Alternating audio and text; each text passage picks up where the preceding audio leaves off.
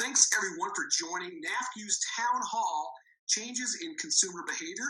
I want to thank our friends at NAFCU Services for underwriting this. So to NAFCU Services, Randy Salser, and our 30 plus partners, thanks for doing this. We wouldn't be able to do this without your support.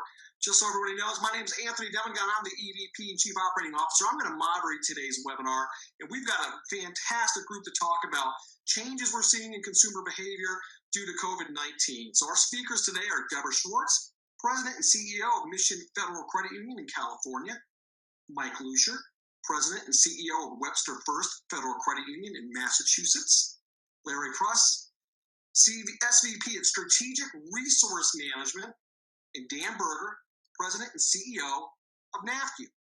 Now, in this webinar, we're going to go through what's the new normal for debit and credit cards. We were actually just talking about that as we were warming up. Review changes and interchange fees and regulations and a lot of other changes we're seeing in the marketplace. Learn more about kind of the innovations and the things that our industry has done and that other people have done to react to the COVID-19 and as we get out of COVID-19. But this is also your webinar. We have about 14 prepared questions that we think are going to run the gamut of what you need to know today. But if you take a look on your screen, you're going to see a little talk button icon in the bottom right-hand corner. If you have a question for one panelist or for everybody, go ahead and put those through. At the end of today's webinar, I'll take a look, and for the ones that haven't been answered during our discussion, I'll close those out. And that way, it'll be, I think, a nice interactive way to finish off the webinar. Again, use that talk bubble icon located at the bottom right. I know you're going to find today's webinar insightful and very helpful. And so keep in mind that you're going to have access to this for 180 days following this webinar. So we'll send out some details on that later. But you'll be able to share this conversation and some of the thoughts you're hearing with other people on your team. So without further ado, let's get started. Deborah, I'm going to start with you. This might be a tough one to answer if you've been watching the news today, but let's talk about good news. What are you doing at your institution to adjust? What are some of the good things that you've seen? Any noteworthy products or services from credit unions or what you folks are doing in California? Thanks, Anthony. There's certainly more bad news than good news, but a couple of things came to mind. We were able to keep all of our branches open, but obviously with social distancing and limiting the number of people in the lobby, we needed to have our staff pivot because I really felt strongly about not doing any furloughs or layoffs. So we had about 27 branch employees that became call center employees to answer the calls that were coming in. We had another 53 employees that were real estate certified that are helping out our real estate area because that has remained busy and we wanted to continue to serve our members there. 5 that are serving loss mitigation, 1 in escrow. So it's been really nice to see people pivot and frankly get additional opportunities and maybe a career path that they hadn't envisioned. The second thing that we decided to focus on early on is we had some commercial buys that were already set up, and it felt like it wasn't going to resonate very well at this time. But we've been partners with the San Diego Food Bank for a long time. So we were able to pivot those commercials and with that, encourage our community, our members and the community at large to help their neighbors. And we raised over $360,000 for the food bank. And that was awesome for a number of reasons. Obviously, helps food bank, great cause, people in need.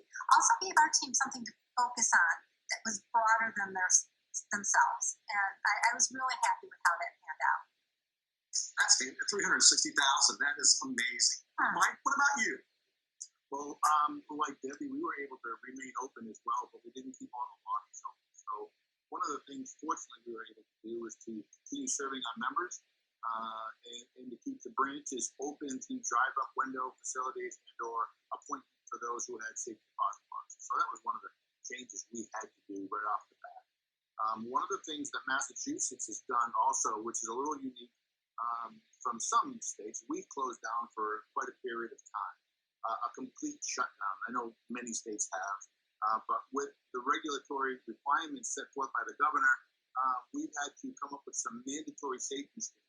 So every institution and or company that's open has to have certain safety standards now in place prior to opening. So we've been able to get those together and try to share those on website or anybody with other credit unions. So one of the things I've been able to do is make a better cooperative, cohesive group of CEOs in our area together. We're sharing a lot of the ideas on an ongoing basis and sharing the safety standards, things that's going on every day. So we have a group that talks consistently every single week at certain times during the week to share ideas and to talk about things like that. So that's something new.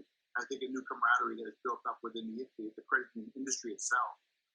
The other thing I think that we found, or the other situation that has occurred, and we were talking about this a little bit earlier, is liquidity. We have so much liquidity now. We hope that the loan demand comes back for our members, because at this point we have plenty of funds available to put out in place. So we'll make sure moving forward that we'll be maybe a little bit more lenient on the underwriting standards compared to what compared to what we were before, because we know the situation and realize the situation that people have been in, and we'll have the funds and liquidity available for that. So that's our plan.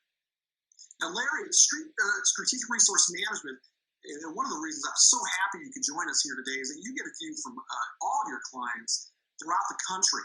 So how would you answer that after talking with so many CEOs and leadership teams? Yeah, I mean, for us, I'll talk about personally, we moved away from in-person visits to virtual visits, as well as all of our clients have done the same.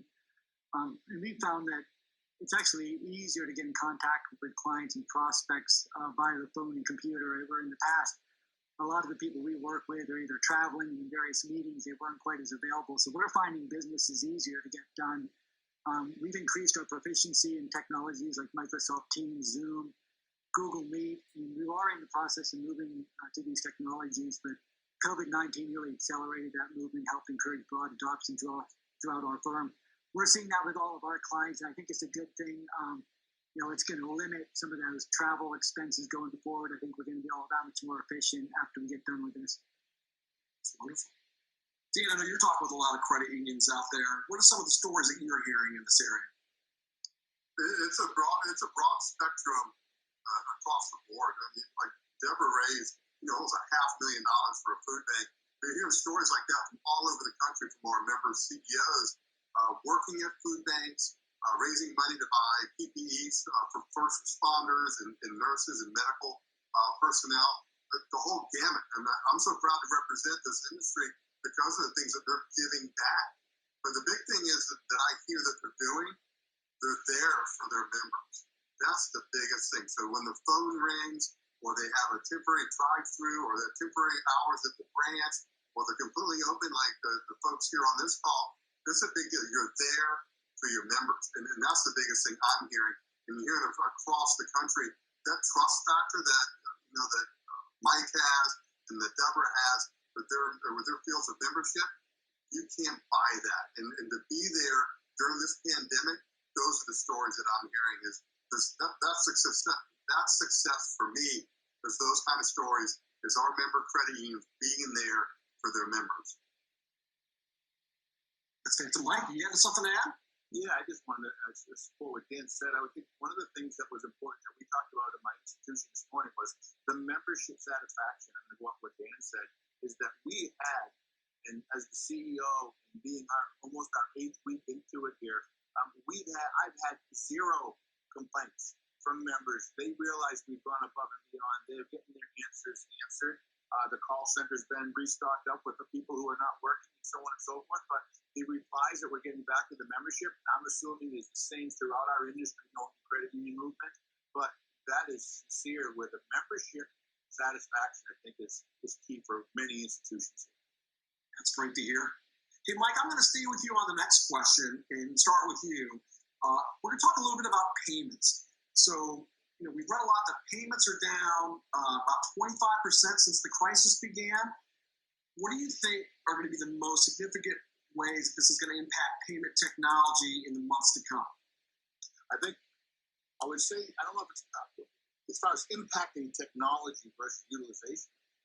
I think people have become more used to the, what do they call it, no card presentation. And with the no card presentation, they're using it more often to buy things at home. I know that the stores are concerned about people returning back to the stores because people get used to doing things one way. We try to get people to use the debit card more and more. through all the various resources and programs that are out there. And this COVID kind of did it on its own, forcing everybody to use it. So unfortunately, the volume is down because the demand is not there at the present time because people are not working in their home. But I think that when it comes out of the gate, I think people are seeing a rapid decrease in their interchange income right now, like we are quite a bit. And I think say 25 to 50% down. And the same token is I think we're going to experience an elevation in that moving forward. So what we've done is made sure that our online services, our bill pay services, our remote deposit services, as well as our debit card, are all up to the highest standards that we could possibly get to, and make sure those are ready for them in the future. Because right now, I want to say that 97% of our transactions are done electronically versus all 3 in the branch, even though we're open, versus typically 10% is done in the branch overtime, normally. Larry, I'm going to move that question over to you. What changes do you see in this area? Sure. So, payment activity is significantly lower. Global e-commerce retail sales, as Mike was mentioning, that card not present increased 200% year over year. That's according to ACI Worldwide Research. Likewise, in the States here, we saw about 100% year over year increase in e-commerce orders, with especially large increases in wellness, vitamins, sporting goods, crafts, and interestingly enough, wine categories. So I think the impact on payments in the coming months is really going to depend on whether or not we find a cure or effective treatment for COVID-19. If we do find a treatment or a cure, which I expect we will, I would imagine we're going to see a sharp rebound in post-pandemic spending, especially because of the pent-up demand. What I would say is that payment networks and retailers are going to need to be ready for this. When that spending return, however, comes back, it's going to be different. I would expect spending in the travel and entertainment categories and gas, which obviously are the high interchange categories, and Mike mentioned that we're being impacted currently. I'd expect those to remain fairly suppressed. Sports, concerts, movie theaters, similar venues are also going to be permanently suppressed, or at least temporarily suppressed for a number of years. So I think we're going to see spending shift away from those high-density activities into alternative venues like personal wellness, online gaming, virtual activities. So in short, payment technology is going to need to support what I'd say are remote digital transactions. I'm going to give 2 good examples of this, which I think have really saved everyone's hide during this pandemic, which are existing technologies, which are remote deposit, electronic signature. I can't imagine having gone through this without having a remote deposit or electronic signature. And we're going to need more technologies like these to allow our financial institutions to allow us to transact anywhere at any time without the physical interaction of a person. Hey, Dan, I know that you do follow the economy. You're an economist by training. What are your thoughts on this area? Well, they nailed it. What this pandemic did, almost all the CEOs I spoke to on the phone, I've been calling a dozen just about every day around the country and touching base and checking in on them. And what this pandemic did was accelerate their plans, their technology plans. They've all had strategic plans, 3-5 years to deal with new technology platforms for contactless cards and payment without touching ATMs and all that kind of stuff. What this did was accelerate that program. So you're going to see, I believe, a lot of credit unions across our industry start investing faster and further in those technology platforms. And Deborah, you're out in California, so I'm curious. Mike was speaking from Massachusetts' point of view. Are you seeing similar things in California? Yeah, we watched our interchange drop by about 38%, so fairly significant for April. It has started to rebound for May, so we're seeing increased spending, and the amount of spending is higher than it had been in previous months, so the average ticket is a little bit higher. Interestingly, and kind of sadly, digital wallet has not improved. It's 3%. It's grown a smidge, but not very much. Our members don't seem particularly interested in doing that. We have a shocking number of members that, while there are options to mobily deposit their checks and not have to come into a branch, still choose to do so. In spite of the risk and the inconvenience, they come to the branches and stand outside because, of course, we have limits to how many people can go inside a branch. And we'll have our branch manager go out and show them how they can easily deposit their check on their mobile phone as they're standing there, and they're like, "Nope, I'm good. I'm coming in." Maybe our demographic in San Diego just is a little bit more resistant to change. You would think if this can't change behaviors, I can't imagine what would. But we have the technology, and we are continuing to focus and enhance that, because I think that is the way to the future. Maybe a little bit slower for us than you would think in an area, particularly like San Diego, where technology companies abound. So we're not a backwater. We have a lot of tech companies. We're the home of Qualcomm. But still, people want to come in and even with the COVID crisis, talk to their friendly teller and deposit their $50 check or cash their $50 check. It's kind of an interesting. Hey, Deborah, this is Dan. Can I ask you a question regarding your digital wallet? Is the low use because of the retailers not having the acceptance side of the things? Because I've seen that out there. I don't know if it's so much your membership declining, not wanting to be part of it, but maybe they've tried it, and I've done that as well. And the only place nearby that takes it was Whole Foods. And then none of the other merchants or retailers did. What would you attribute that 3% to? Yeah, that's a good point, because once you get it all set up and you go to use it, it's a little bit disappointing when none of your favorite stores, if the grocery store doesn't accept it. Even stores that look like they might, that are set up, that have the machinery, don't have it turned on to accept the digital wallet. So that is a little bit disappointing. But yeah, it is huge. It's probably 80% don't accept it easily, and might even be higher than that. So Larry, this question is going to go to you. It's still in payments, but it's a little bit of a more specific question. We talked a little bit about card not present. What trends are you seeing in card not present? And that makes me think of fraud and security concerns that might pop up. And then if you have any ideas, if that is the case, what people can do to combat or mitigate those risks? Yes, and let me start answering that question with what we're seeing in card present spending. So that's obviously down. That's at point of sale. That's been down 40% year over year during April. Card present transactions, conversely, were up 30%. Card not present transactions now actually account for 63% of all purchases made with a credit card. Before the pandemic, it was 35%. So it's basically doubled since the pandemic came along. See, the biggest changes really at online booksellers, which really there's only one, which is Amazon. And they saw a 33% lift in debit spending, about a 55% increase in credit card spending. Essential businesses like hardware stores also saw gains of about 20% as consumers took on do-it-yourself projects at home. A word of advice is that haircuts are not a do-it-yourself project. I'm pretty sure sales of Flowbee are up about 500%, but would encourage you that. One other thing on Amazon, while we're talking about that, having Amazon's and other similar large retailers, having your card first position in top of wallet are going to be really critical going forward, because right now is where we're changing those behaviors and cementing those behaviors. So if we can get credit unions members at that top position, whether it's on Amazon or other online vendors, it's going to be critical, because it's going to be sticky, and I think we'll start to see more usage. So that's encouraging.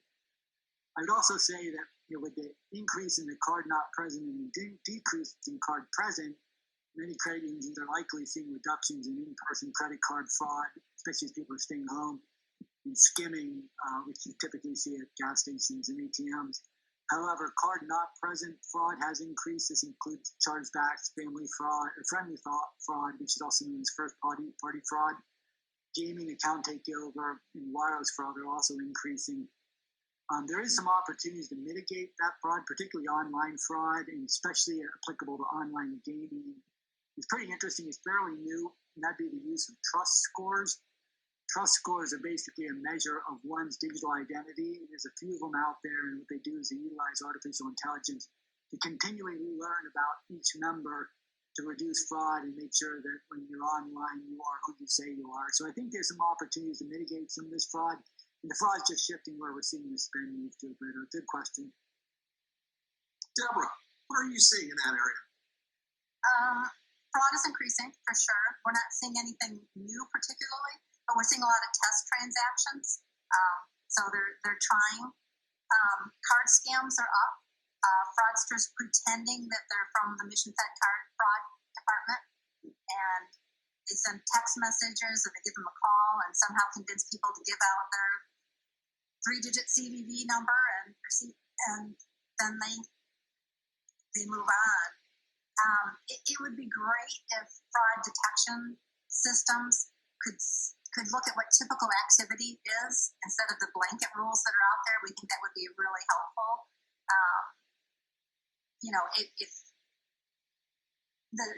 We're just not seeing as much from the fraud support as we would like, which is a little disappointing. So yeah, fraud is definitely going up. Mike, how about you or Webster? I don't have a lot to add to that other than fraud is up.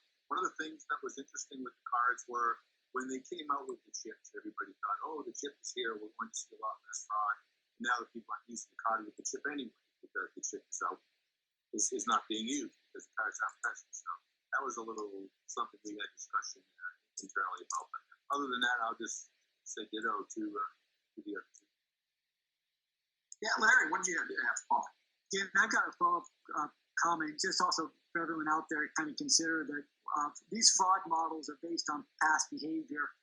And so the last 3 months, behaviors have changed very significantly. So the fraud models aren't going to be nearly as accurate in identifying whether a transaction is usual for your member or outside of their normal spending habits. Because right now, everything's outside the normal spending habits. So as we progress through this pandemic, these fraud models will start to catch up, and then of course they're going to have to be retrained again as we come out. So we're gonna struggle with fraud for probably the next year. But good news is with EMV and some of the contactless stuff, I think we'll start to get a handle on it. Deborah, we're going to start you off on the next one. We're going to talk about loan activity. What is the current loan activity at your institution? And let's talk specifically about auto and mortgage. Yeah, so it's a tale of two cities, right? Because the auto is not good. Not a lot of people out there buying cars right now. Although we did have a pretty good Memorial Day weekend. We don't do a ton of indirect. It's a relatively small percentage of our loans, but it was relatively much stronger than we expected. That being said, our expectations were not particularly high, and it was below what we would normally see on a Memorial Day weekend. Real estate, on the other hand, we funded. Well, right now, I'm looking at our pipeline report. We have $458 million in our real estate pipeline. About half of it is refinance, half of it is purchase, which is a little bit surprising. That has been a lifesaver for us. We sell a lot of our mortgage loans, although we may keep more at this point since we're only getting about, 20 basis points on our investments. We may decide that keeping real estate loans makes a little bit more sense for us. But the real estate activity has been great. Some of that is due to our peers not lending. They weren't set up to work remotely, or they were nervous about the market. So in San Diego, we had a lot of our local competition that simply was not lending, so it gave us a nice opportunity, and we were able to staff up with some of the branch employees, with temporary employees, and the fact that I have a fabulous real estate team is certainly helpful, because they really have been working very, very hard because they know how important they are. Mike, what about you at Webster First? Talk about auto loans first. Auto loans Massachusetts were pretty much non-existent for a time, for the last month. Now, you have to remember, all the dealers were closed. All the dealers were shut down here in Massachusetts. So we do what I call a considerable amount of indirect lending. We do about 12 or 15 million a month in auto loans here, essentially located in Mass. During the first week of shutdown, in the first 4 weeks, we did $357,000 in auto loans. Down from 12 to 15 million. What we found, like Deb said, like the banks and the credit unions, is the dealers were not ready to do things remotely. They were not set up to do online sales for the basic Ford dealership or GMC dealership. They slowly got in line every single week. You could see the volume going up and up and up as they were getting into the DocuSign, finding out how to get the titles transferred around, trying to do deals over the phone for trade-in. So it took some time, and I'm friends with a lot of the dealers, and found that that was the major issue in the dealership, where last week we had done like 2.5 million for the week. So it's slowly coming back, and the car dealers are getting back in line, and they're actually going to start opening up here, I think, within the next week or two in Massachusetts. So we're expecting a little spree back on the autos. But we definitely took a dip in automobile lending over the last month and a half. But the pay downs continued, but the underwriting and the ability to put some of my liquid funds back out there was next to nil. On the real estate side, like Deb said, we also have probably a 50-50 of underwriting for rewrites internally versus external and in purchases. The house market here, again, is very slow. Nobody, with everything being closed, no one wanted anybody in the house. So the appraisals couldn't get done on time, getting inside, getting the underwriting, doing the DocuSign, things like that. But our underwriting also is probably double what we ordinarily would have in the to-do file. It's probably double right now as opposed to a regular standard monthly back. So the real estate loans are heavy, plus rates are low. A lot of people are turning over their own portfolios from within, but there's still some real estate activity out there, and it's starting to kick off in the last week or so. Thanks, Mike. Larry, what about you? Not much else to add at this. I'm anecdotal evidence. I'm actually in the process of getting a loan and buying a house, so I'm one of those in those numbers. But yeah, I think with our clients, we're seeing mortgages and real estate doing okay. Auto lending, of course, is lagging, but I do hope that picks up.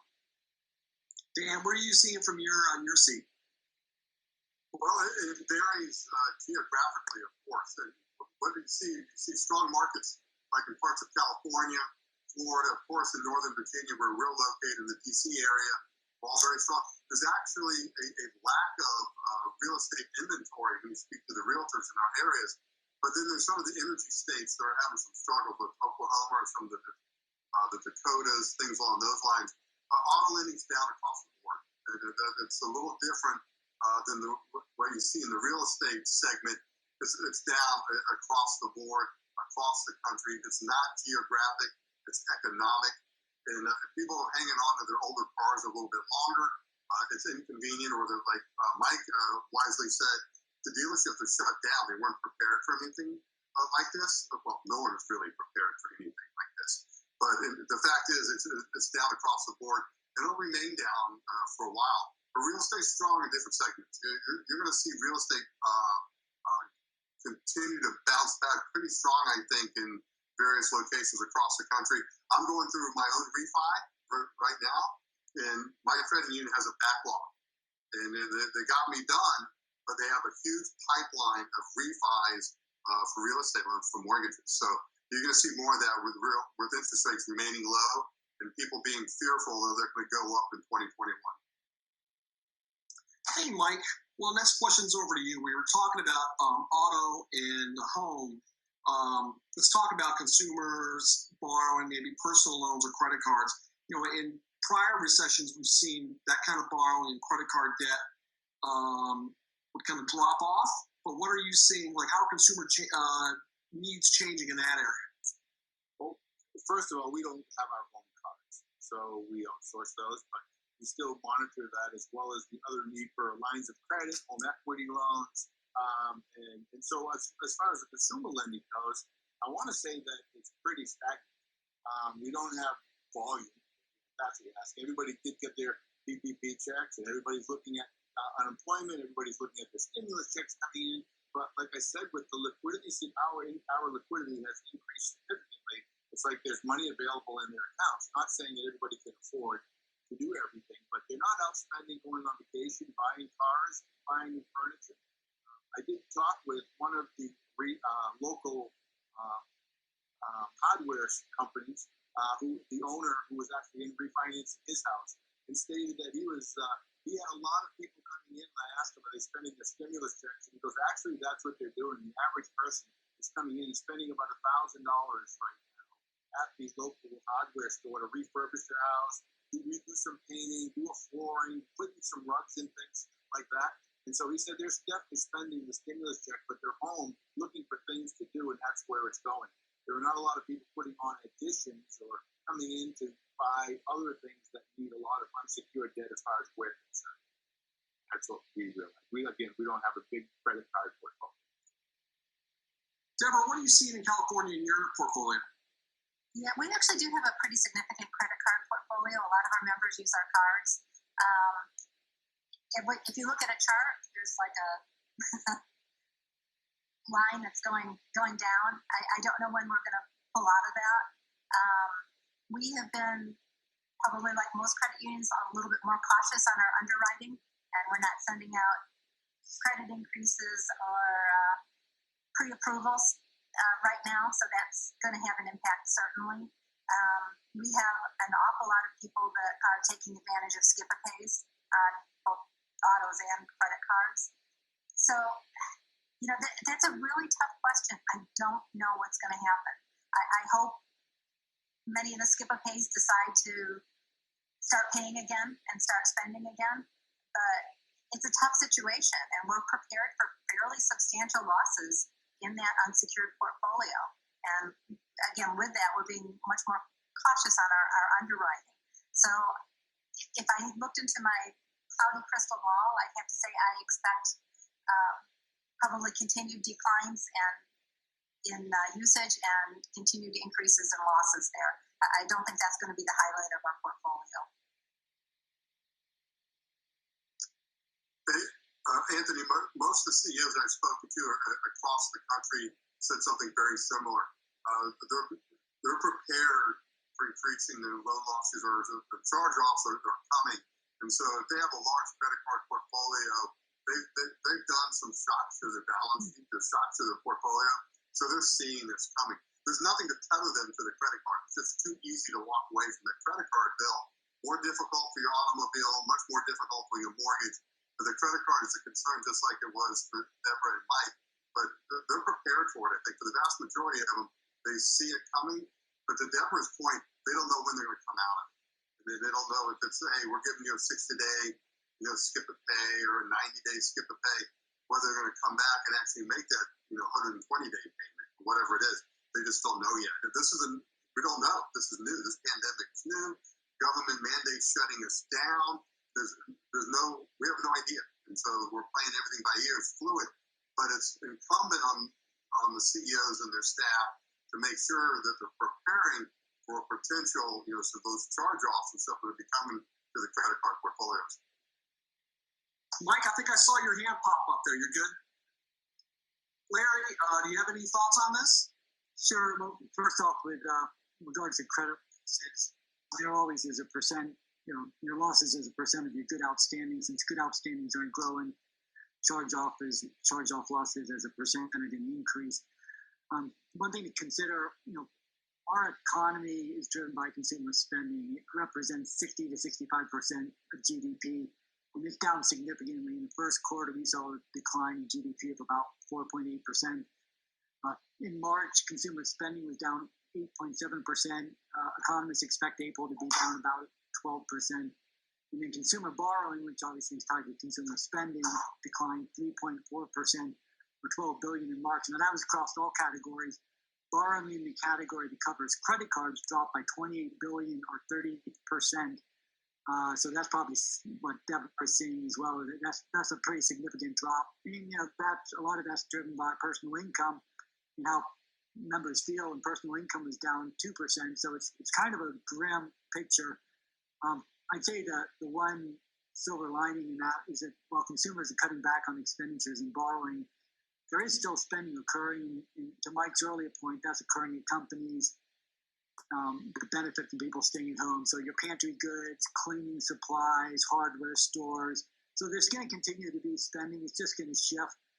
But when we start to see spending return to kind of the normal pre-COVID numbers, hard to say. Hey, Larry? Yeah. Good. I'm off. Good. Hey, Larry, let me ask you a quick question. Do you have data on how many of those credit card holders are maxed out? Because those are the ones that if I had to monitor and keep an eye on, do you have data in what part of that portfolio of those consumers that are maxed out on their credit cards? I don't, but just knowing that, I think we're getting up near 30% unemployment in the U.S. and, people still have to pay their rent, they still have to pay to eat. I suspect they're using those credit cards. They're getting close to maxing out. Obviously, lenders are working with them best they can, whether they're giving them deferments or payment holidays. I think it really is going to be dependent on how long this goes for. If this thing continues on for 6 months, we're going to see credit losses skyrocket. If this thing can clear out in the next month or two, we can get people back to work. They can start paying down their loans. They may be maxed out, but they can start to give themselves some breathing room. I think we'll see things start to return to normal. But a lot of people realized we were going into this recession, and they cut back on their spending early, so they did give themselves a bit of buffer. I just don't know what the exact numbers are in terms of how many are maxed out. It's a good question. It'd be something I'd probably go back and look at. Deborah, it looked like you had another thought to share on that. Yeah, I guess on an optimistic note, we've been hearing primarily anecdotal that for many of our members that requested forbearance or skip-a-pays, it was an abundance of caution for them to make sure that they had funds that were available in case they needed them. Our members are probably still about 50% educators, so they by and large had not lost their jobs, but they were a little bit worried about what this pandemic might bring, so they wanted to kind of conserve their cash. So we're optimistic that many of these will continue to repay when the economy reopens and they see a little bit of light at the end of the tunnel. Hope is not a strategy, but we're hopeful that maybe some of the more than we're expecting will repay us. Yeah, Larry, what do you have to say? One more comment on that. I think if it's prior experiences, any sort of indication of what we expect this time, credit unions tend to, I think, have a much stronger connection with their members. And while members may have 6 credit cards, and if they're going to default on 1 or 2 of them, I think you're going to see them defaulting on the big banks before they default on the credit union. So you're going to see that happen before it gets around to charging off or defaulting on the credit cards. And I think that's something to be said about the type of relationships that credit unions form with their members. Or a potential marketing strategy. Well, there's something to be said for that. You're not going to make a payment. Go to the big bank. I think we touched on this a little bit, but I thought it might be interesting to some people in the audience. Talking about consumers, are you seeing any changes now in debit versus credit, what consumers are using? I think, Larry, I have you lined up to lead this one. What are you seeing, Larry?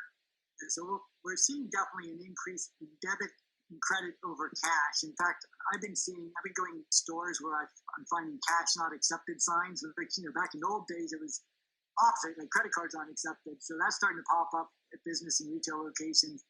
I think Mike or one of you guys, maybe Dan, mentioned before that the impact of federal government's coronavirus stimulus package has really driven debit card spend as money was automatically deposited in checking accounts and the members went out and spent that appropriately.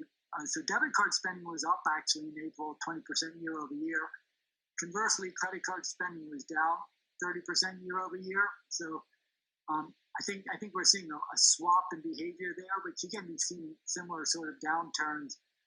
Additionally, the market, kind of broadly, it's not going to maybe impact you guys, but the market's going to see an increase in use of prepaid debit because the U.S. Treasury Department actually mailed 4 million debit cards to people who didn't provide IRS with banking information. Now, that was a couple locations, so that's going to be more prevalent in some areas than others, but I think we'll see more debit card usage.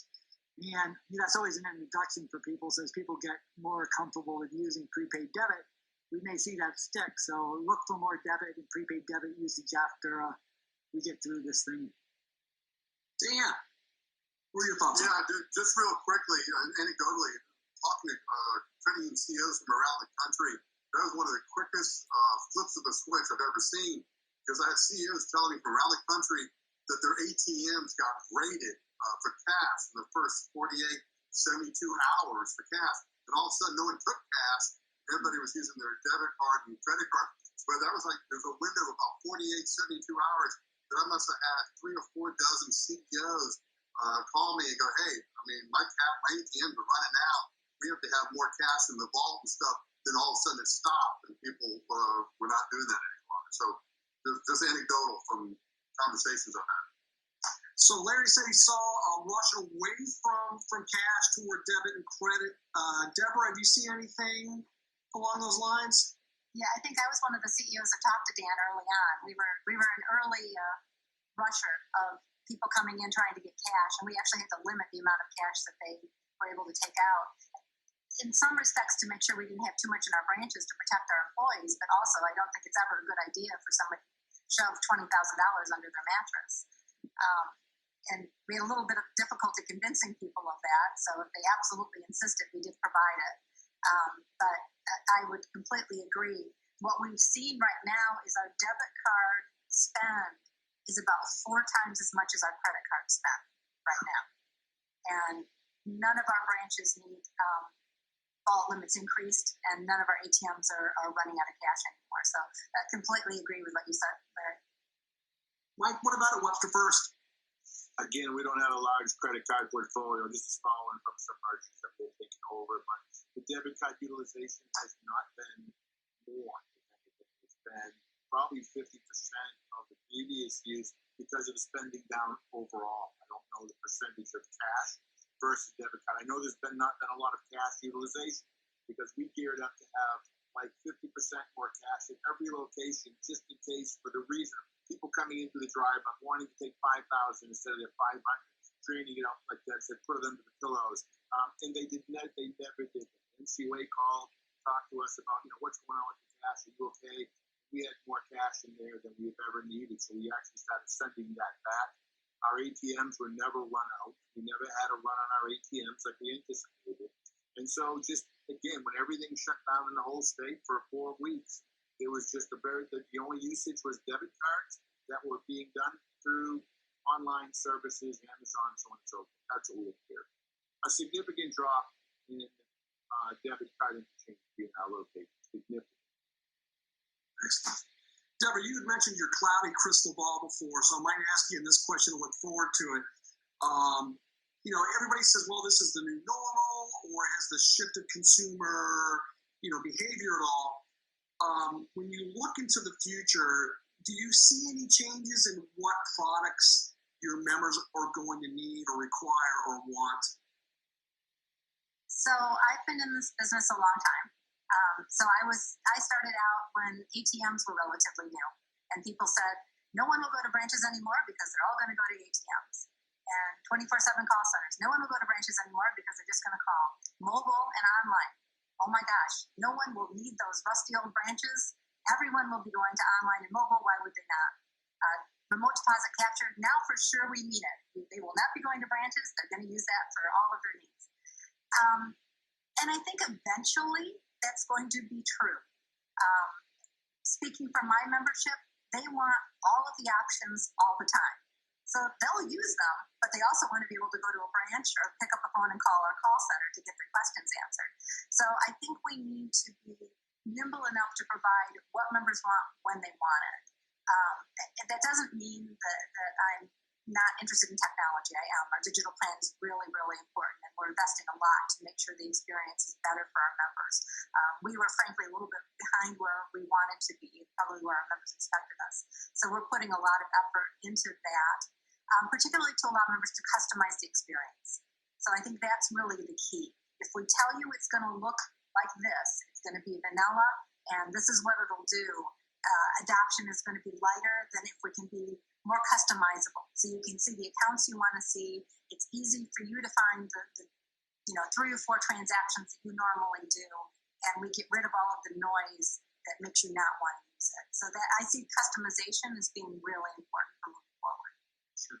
Hey, Mike, this is for you. The same question. You serve people all over Massachusetts and beyond. Do you see this crisis really changing their demand for type of product, or how do you see things settling down once we get through this? Well, I think one of the things we're anticipating is the utilization of the electronic services. I think the entire industry is. So one of the things we had done last year was a study to look at how many people were using electronic services versus our telelines in general over our 20 locations. And we found we did like 14.5 million transactions and 12.3 million were done electronically. Basically, about 10 or 12% were done electronically, where 90%, 10 or 12% were done in person, where 90% were done electronically. And so with that said, we started gearing up our remote access, our online application, started our own online branch to see how that grows by itself. And what we found that even just during the last couple of months, our online activity for online applications, loan applications, and mortgages have increased like threefold, to the point that our staff are utilizing the branch staff who are unemployed or not working so many hours right now, working to try to assist in that era. I think that's going to continue. So one of the things that's driving us to is, where are we lacking in the ability to serve that type of network? What were the weaknesses we found when we were over flooded with volume? And how can we perfect those services moving forward? Because I see that the customer is number one liking, and I can see more of that in the future. One of the things I wanted to throw out here for all the institutions that I don't know who has run across this or not, but one of the things we just found out was we had signed up with DocuSign for a year, thinking that DocuSign is okay, we use it. We signed up for so many signatures, and I forget exactly the numbers, not important. The point is, we had a 12-month budget that we paid for so many signatures. And ours goes from October to October. For those institutions that are listening in, you may want to go and look at that, because once you run out from a DocuSign type vendor or whatever, of course it's triple until you sign up again. And what we found was we used up June to October during the month of May. So we went and utilized all of our next 6 months worth of DocuSign in 1 month.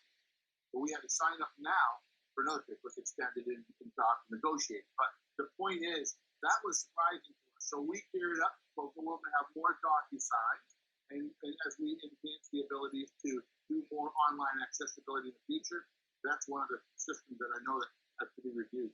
Just a word of advice for those who may think you have enough, you may want to check the remaining DocuSign portfolio. So Larry, back into this play, Mike, that's interesting, because we've seen with some of our contracts at NAFCU were the same way. We anticipated usage, and things shift, and contracts get utilized differently. Larry, do you see anything about this change, or is it going to go back to normal? Or what are your thoughts on this? No, I ditto to everything Deborah and Mike said. I think there'll be an increase in demand for mobile and contactless payments as members really desire quick ways to get in and out of stores without exchanging cash or touching terminals. Even after this virus goes away, people are going to be a little antsy, and there'll be another virus, a year down the road or whatever. And so I think we are moving to more contactless payment. In fact, before this meeting, I talked to both the associations. MasterCard said that contactless payments, including tap and pay and mobile pay, have increased 40% during the first quarter as the pandemic worsened. So it's here to stay. That's something we're just going to see more of. And Dan, any thoughts on this? I know we've been making some changes at NAFCU to deliver things electronically, but also I know you talked with a lot of CEOs as well. No, but you have to look at the contracts, and everybody's focusing. And I think Larry absolutely nailed it. People want it to be frictionless. That's what they want, convenience. And you want to get rid of the wet signature. And so whether it's DocuSign like Mike used or some of the other products that are out there, Mike, you ought to call Larry up. He can help negotiate the contract with DocuSign and probably save you a considerable amount of money. So give SRM a call there, Mike, and they'll take care of you.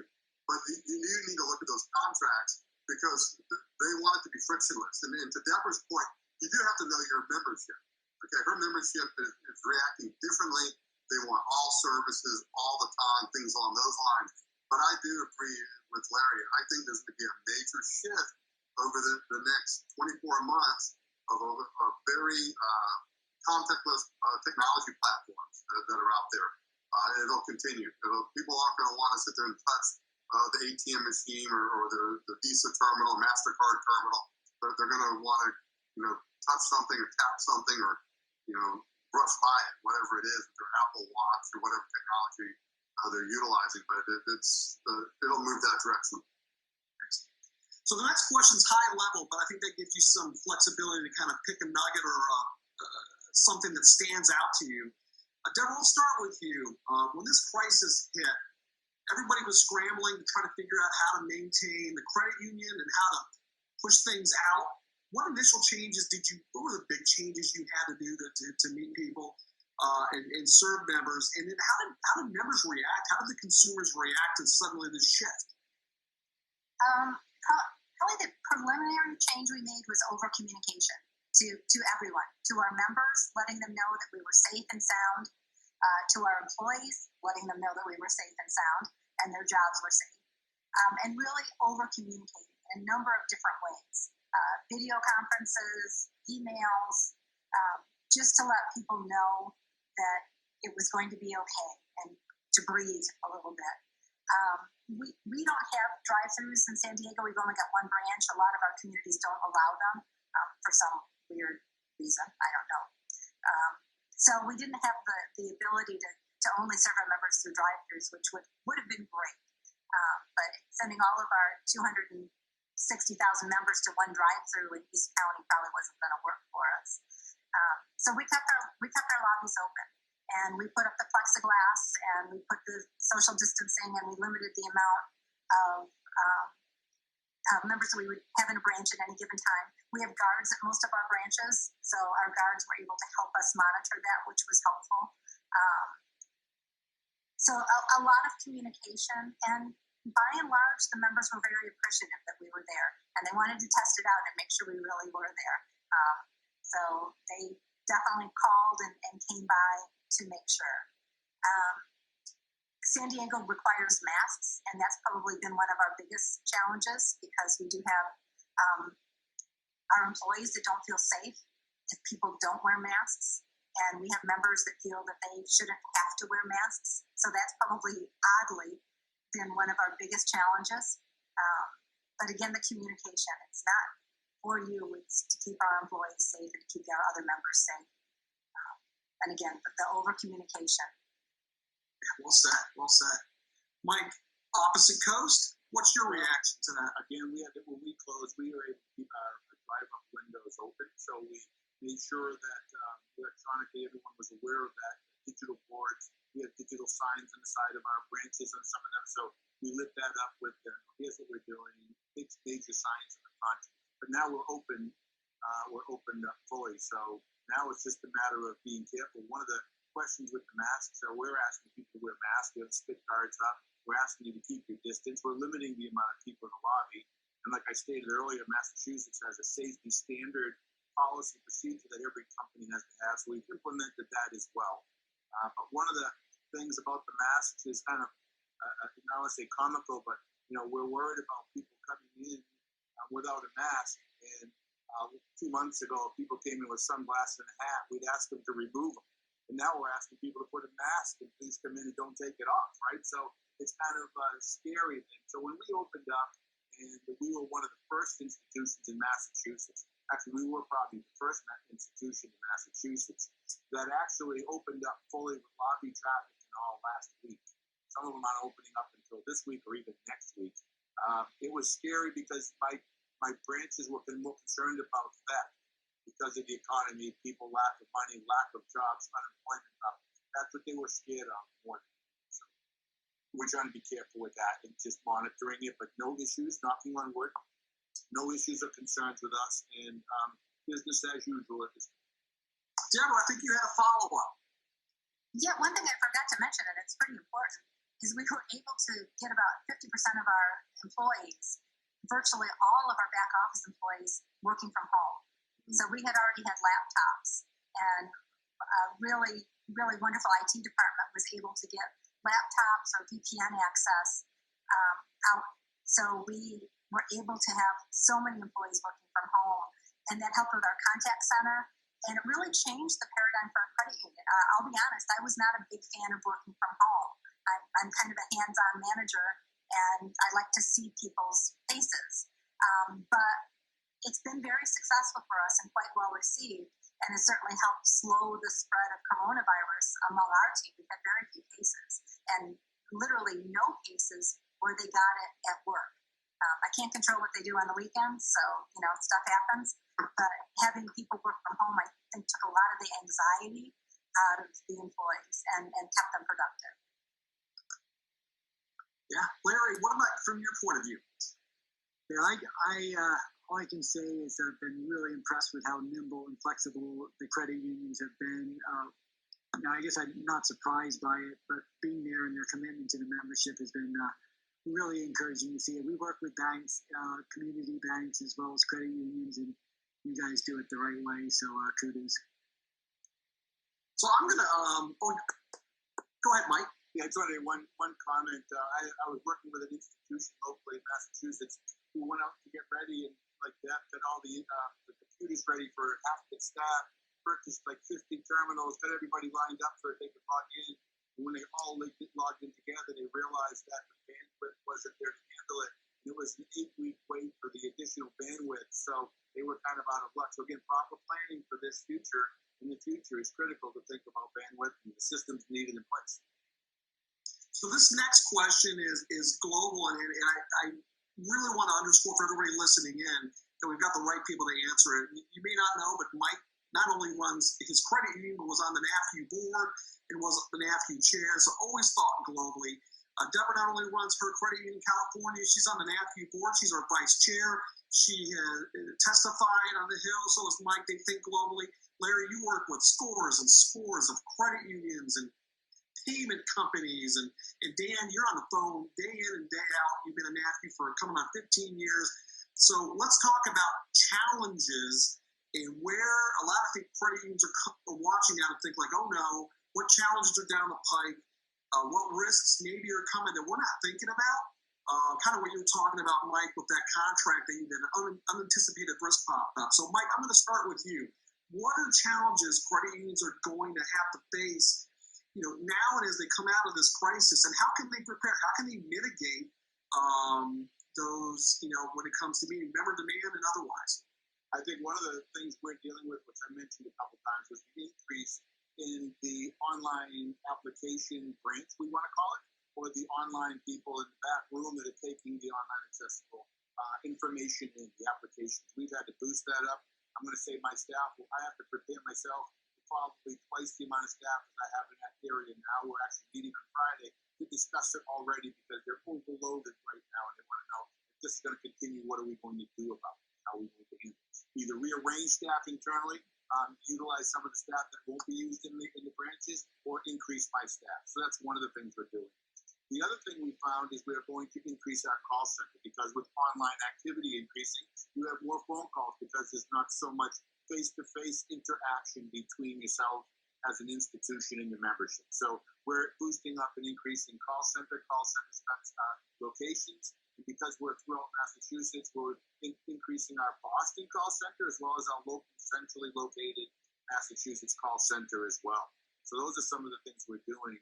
And then the last thing we're working on is trying to do a lot of matrix, a lot of analytical study moving forward, trend analysis for payment risk and for the collateral allowance for loan losses, as well as as we're getting ready for CECL, this is actually expediting some of the situation.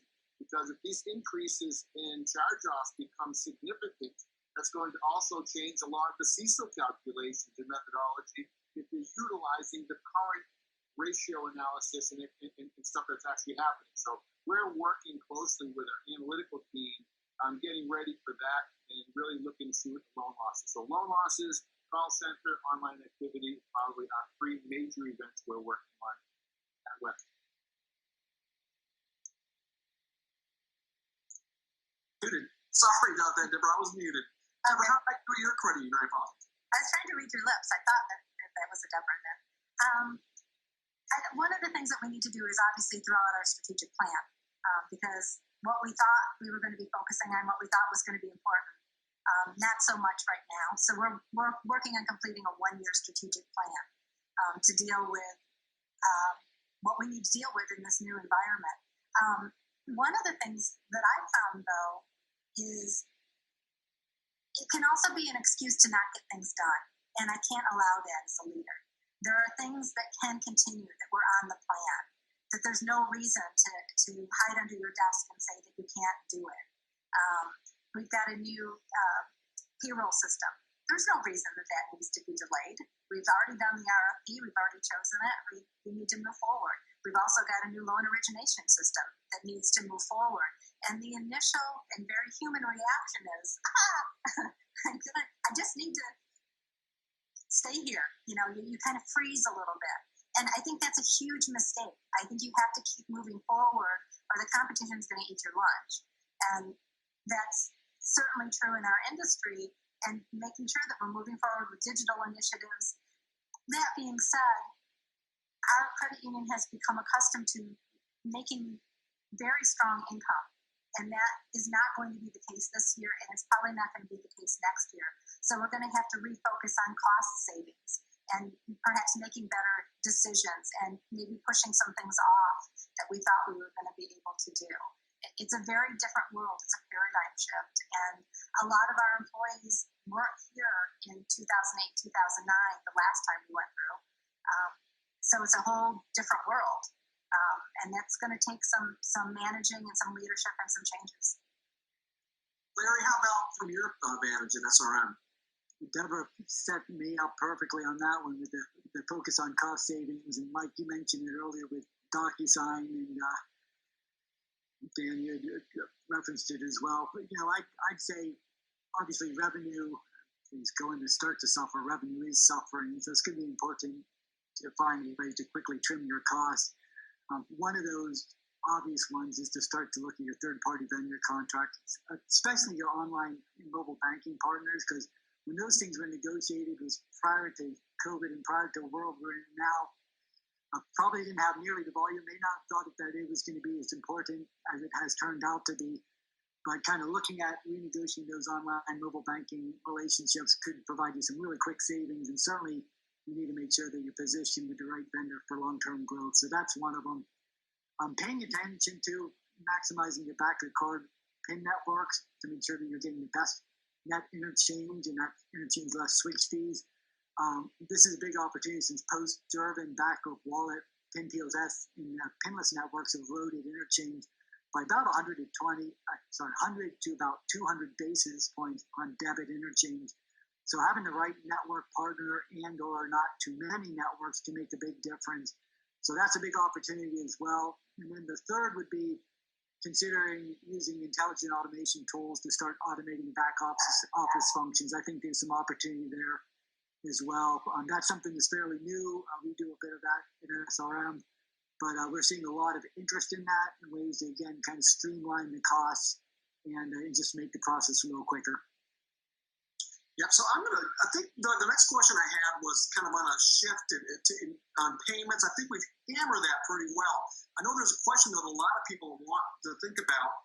How will this move to more digital and cashless, which we all agree is the norm, is going to affect your physical branches and maybe the way that you staff and recruit at your credit union. Mike, can we start with you on that one? Sure. We closed the branch Monday because during this last 6 weeks, we reviewed the technology utilization, the online applications, the membership that it served, and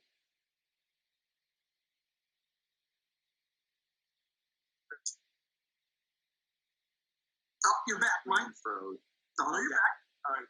Yeah. All right. So we were utilizing this branch, and we found that most of it was done electronically. We were doing a lot of activity through shared branches for other institutions. So as we look at that more, what's happening with the electronic utilization of services, we're going to look at that closely for the branch locations to see which ones we can either A, minimize the staff, review the operational inefficiencies that may be out there because of the lack of traffic and because of the changes that are going to come out. We have closed that branch this week. We're looking at one more possibly. And then with that stated, we're just looking to see what we can do to better serve and become more efficient and watch expenses like Deb said moving forward. I think the foot traffic is going to be down significantly, and that's what we got to watch moving forward. Putting our money into electronic services as opposed to physical facilities probably in the future is going to be a big question. Deborah, how about your perspective on that? I actually think it's an exciting time to be in a branch because for us, a lot of our new members, the bulk of our new members, still come in and open their accounts via branch. There are other ways to do it, but they choose to go into a branch. And then they do their transactions electronically. So to me, the branch has become more consultative. So less transactional and more consultative. So the role is super important. If someone's going to take the time to come to a branch, I want to make sure that we've got the best trained staff that can serve our members in whatever way they want. So we're gradually eliminating the teller position, the MSR position, and having universal service reps that can handle anything, that can take a real estate loan application, that can cash a check if they need to, or, talk to a member about why their, online banking wasn't working the way they wanted to, or help them set up bill pay. So really being consultative, the transactions will take longer, but be more meaningful and more helpful for our members. So I really see that switch. And to me, that means, like I said, I think it's exciting for a branch employee. It's a better career opportunity. The job's more interesting. It pays a little bit better. But we've got very small footprint branches, and that bodes well. We don't have, 7,000 square foot sites. So our branches are generally staffed pretty lean, and the footprint's pretty small. So we feel like we can really pivot to this without having to close branches. Our super long-term strategy is we do have a number of branches we own and a number of branches we rent. So if truly our membership decides to start using digital more actively, we would be able to close our rental branches, and our branches that we own are located so we could consolidate into them. Very interesting. Thanks, Deborah. Larry, what are you seeing? Well, for starters, good news for Deborah. Those lease arrangements in your real estate costs should go down, because I imagine commercial real estate is going to suffer as a result of all of this. We're seeing a lot of the same things that you guys have mentioned. Switching from in-bank branch visits to appointment only. Reviewing appointment reasons to see if there's a way to transfer future visits to either your virtual call center or digital channels. People adjusting branch hours and staffing time to make sure that you don't get cross-contamination with either your staff and or your members, making sure that you adopt golden hours at the beginning of the day to kind of serve those vulnerable populations. We've seen increased cleaning and access to disinfectants for the office workers, and then looking at rebalancing workloads across your operational sites, because some areas are going to be impacted more than others, shifting employees from non-critical to essential operations, all things that we're seeing. And then in terms of just serving the members, these are things that you guys mentioned you're doing, providing temporary relief with loan deferments, payment holidays, and fee waivers. All of those are things that we're seeing credit unions kind of do across the board. Dan, any thoughts on that? No, it would just replicate everything that everybody has said. But to Deborah's point, almost all the CEOs I've spoken to, and I've always been caught in the middle of this debate between to branch or not to branch, to invest heavily in technology and things along those lines. But I think she nailed it. I see the branch of the future is going to be a smaller footprint, and they're going to have highly trained representatives within those branches. They won't be those big 1,500, 2,000 square foot branches of olden days that you see out there. They'll be much smaller. But you're going to see a ton of new investment, whether it's technology platforms like Q2 and others. They're going to see a lot of investment going on in that direction, because they want contactless. Larry nailed it. That's what they're going to eventually want. But a lot of credit unions have been successful in having a branch in a neighborhood or a community, and it becomes a marketing tool. So long as you got an ROI for that branch and stuff, and it becomes a marketing tool, members like to know. I haven't been into my credit union's branch in 7 years, but I feel really good that it's 2 blocks from my house. And so knowing that it's there makes me feel better, but I've never utilized it. And so you see some of that dynamic going on. But there's going to be a major shift over to technology, I think, here in the going years. But you got the people on here that are doing it right. Deborah and Mike, they've been doing this for so long. They're experts in it. They've been through everything. Think about what they've been through. Seriously, savings and loan prices, 9/11, the financial crisis, now the pandemic. And so these are the kinds of things you have to deal with. And I think Deborah talked about doing a 1-year strategic plan is absolutely brilliant because you can't look out 5 years now. I mean, we have to get through 2020, and we will. And then you start planning out a little bit. What's 2021 going to look like? And then you can reevaluate that strategic plan going forward. But long-term strategic plans are going to be done for the next 24, 36 months. We have about 5 minutes left. This has been spectacular conversation. I've learned a ton. So we just have a few more things to get through. But obviously, we have been hammering the need to focus on digital and digital payments. So let's say you're a credit that maybe feels you're behind the ball. Where would you focus first digitally? And Mike, why don't we start with you? If you were giving advice to a credit union, maybe a new CEO, credit union that says we got caught flat-footed with COVID-19, we need to be more digital. Where would you focus first? Digital, I think it's just debit card, online access, remote deposit, online applications, making sure it's easy, making sure it's a swift process, taking out the ability or the necessity to spend 20 minutes to do an application. So speed, accuracy, online access, and a quick turnaround. And to back that up with customer support. Deborah? I think one of the reasons that we got a little bit behind the times was because we didn't have an area that was solely responsible.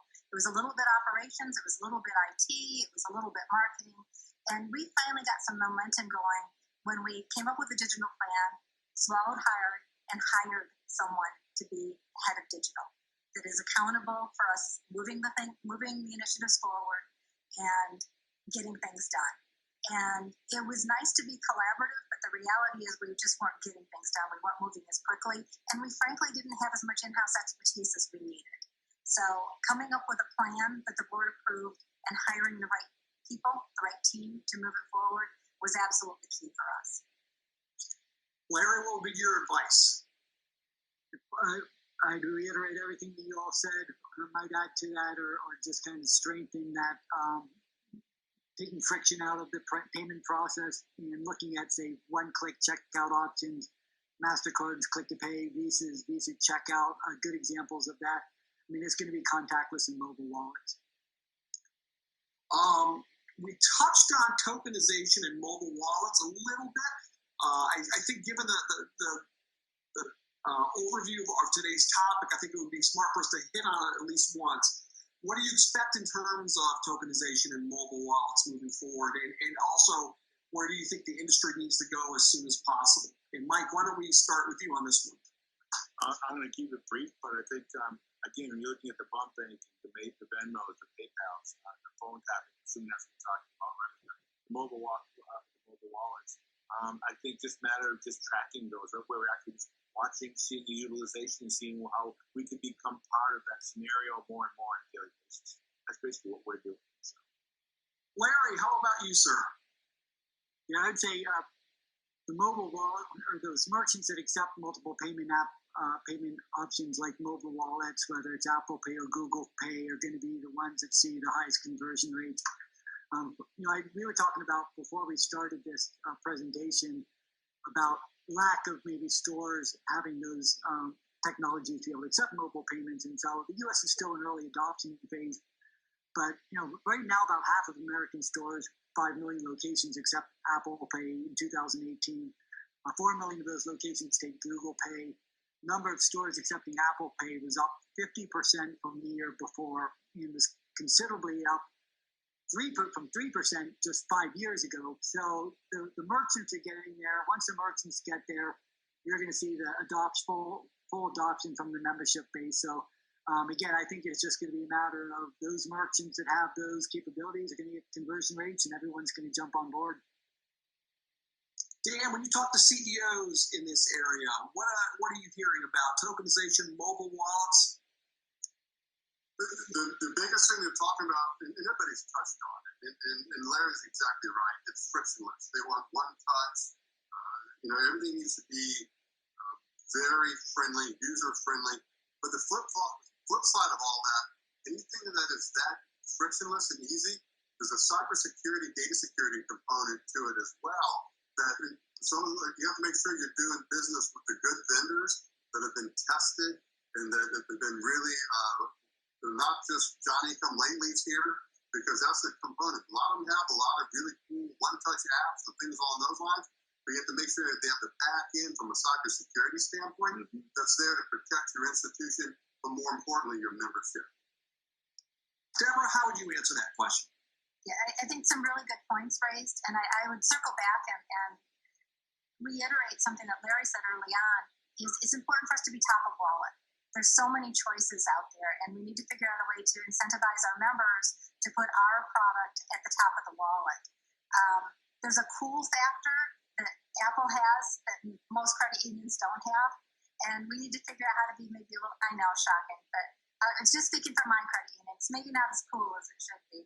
So we need to figure out what we need to do to get a little bit more of that cool factor, to incentivize members to put us at the top of the wallet, so when they start using it, we're right there. Fantastic, Larry. I thought we lost you there, so I'm glad that you're back. See your smile. Yeah, you were looking at my rug. Sorry about that. It was a very nice rug, Larry, so I appreciate that. And I will tell you, in terms of top of wallet, this is one consumer I have not chosen. I can't remember when I chose that card. It may have been 8 years ago, but that credit union card that I have basically pays for Amazon, food delivery, you name it, and it just is there. I don't know what it would take to get somebody to get me to switch. Yes, Larry. Think about it. Right now is our golden opportunity to position our members with getting that top of wallet, your card in the top of wallet position. If it took $100 to get them to switch and put that there so that card stays there for the next 10 years, that's $100 well spent. So again, look at any ways to get yourself into that position, and you're golden. Larry, I'd need more than $100. Dan, you had something you wanted to say. No, Deborah's right. As a father of a 60-year-old daughter, and then she has her debit card from her credit union that when she does babysitting money goes into and things along those lines, she uses every app whether it's Amazon, everything. She's top of wallet.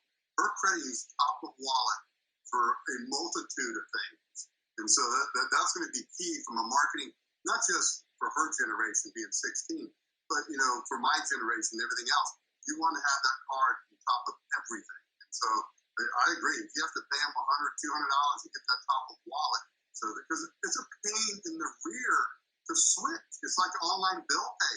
If you get everybody to migrate to your online bill pay platform, and I've done this. If you've ever tried to switch from one credit union to another, and you have all your deals that you have to refill and stuff, it is difficult. I'm never ever leaving the credit union I'm with right now, ever again, because it was such a painful experience. So if someone came up with a migration to be able to flip quickly, it'd be really consumer friendly, not credit union friendly, because it's you want to be top of mind, whether it's bill pay, top of wallet, everything else. You want to be that. You want to be that card at the top. You want to be that institution at the top, no matter what the platform is. All right, so we are at the final leg, the last question, and this is going to be basically answer as you see fit. We covered a lot of ground today, so if you could take one nugget, one succinct takeaway to share with other credit unions or their teams on what credit unions need to do now to prepare to support credit unions in the future, what would that be? Deborah, we started with you in the beginning, so we'll close out with starting with you at the end. Oh man, and that is such a tough question to come up with one nugget. I've got several of them. I think we'll take more than one. I'll go back to the communication piece, which is always important. Talking to members and talking to your employees who talk to your members to find out what they want and what they expect, and so that you can build your one-year strategic plan going forward. Mike, what about you, sir? I think we talked about a lot of things regarding electronic servicing, branches, smaller branches, allowance for loan loss expectations. But I want to say the biggest thing is throughout all the changes that you're about to take place, we're all going to have changes coming up no matter what. We're all going to have our own. But I think the biggest thing is communication with the membership. How are you going to reach those changes out to them to let them know how you've changed through this process and not have them just come in and expect to walk in and have everything be the same, because it's not going to be the same anymore. So make sure you communicate all the changes that you're putting in your plans, that you're thinking ahead on, and that you're having to worry about every day. Making sure the membership is aware of it as well, via website, online, emailing, how we're texting, billboards, whatever it may be. So I think the communication to your staff will be automatic, but I think the membership communication is going to be as critical. Larry, what's your parting thought? Yep, I've got two of them. So with COVID-19 continuing the movement and push us towards mobile and contactless, there's going to be a huge opportunity to capture additional data on payments. You have usage data, location data, membership preferences, perhaps even health-related data, although I kind of doubt that. Credit unions need to be ready to capture and leverage this data to better serve member needs. So as you invest in personnel, vendors, partnerships, consultants, look for individuals who are constantly looking for new ways to leverage that data and understand the ever-changing digital landscape. And then finally, as a reminder, and I have to say this has been in my industry, look at those vendor contracts, especially your mobile and digital banking wallet agreement, to ensure that you've got good pricing and strong capabilities. Again, it's very likely when those contracts were last negotiated, you didn't have the volumes you're currently experiencing. That gives you additional negotiation leverage and makes current pricing that much more important. So don't forget to look at those vendor agreements. Dan, any final thoughts? Yeah, two. Larry just mentioned one of them, and that's data. You have to get that data from your core process or whatever means necessary, because you have people making payments to Ford Motor Credit or whatever it is. Send them a marketing email. That's low-hanging fruit. If you're not doing it, shame on you. There's a multitude of things that you can do from the data standpoint. It goes back to what Deborah talked about lowering your expenses, and then you increase your revenue on the other side of the balance sheet. Second is focus on your membership. Every time that we've ever gone through something, we always come out stronger as an industry. I mean, we're American. We're resilient. As credit unions, we were resilient. We're going to get through this. And so if you work at a credit union, be proud working at that credit union. We're America. We're credit unions. You have the trust of the membership. You have the trust of the community. We will get through this, and we'll get it done. I want to thank everybody. This has been wonderful. So, Deborah, Mike, Larry, Dan, carving out time today, and I know you did a lot of preparation to be able to pull the data and what's going on in your institutions and the industry. So thank you to NAFCU Services and Randy Salser and our 30-plus partners. Thank you. We get so much help, and so many of our members were helped. It was fantastic. Mike, I think you'll get a kick out of this. I think we need to have our MLI attendees, management leadership attendees, watch this video to kind of see again what you guys are thinking about strategically. For everybody who enjoyed this, I know you did. We'll have this for 180 days so you can have other people on your team watch it. We appreciate everybody tuning in. We appreciate the speakers. I know we had to do this one digitally, and we're doing a lot of things digitally. We hope to see everybody around the bend. But so until we see you, everybody stay safe and keep serving members. NAFCU, we're proud to work with you. Take care, everybody. Thanks again.